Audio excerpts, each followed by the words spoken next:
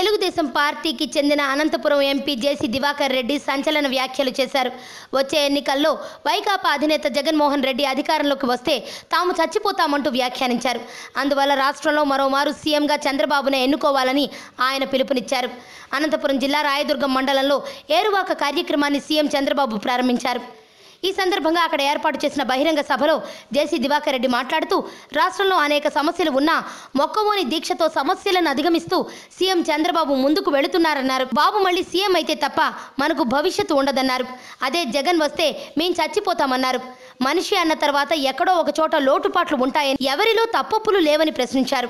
2019లో మళ్ళీ చంద్రబాబు ముఖ్యమంత్రి అయితే తప్ప రాష్ట్రానికి భవిష్యత్తు ఉండదని, ఆయన కార్యదీక్ష పట్టుదలను చూసి ప్రజలు మళ్ళీ టీడీపీని గెలిపించాలని జేసీ ప్రజలను కోరారు. పైసా నిధులు లేకపోయినా రాష్ట్రంలో ఎక్కడా పనులు ఆగడం లేదని, ఎన్టీఆర్ కలని చంద్రబాబు సాకారం చేస్తున్నారని జేసీ దివాకర్ రెడ్డి కొనియాడారు.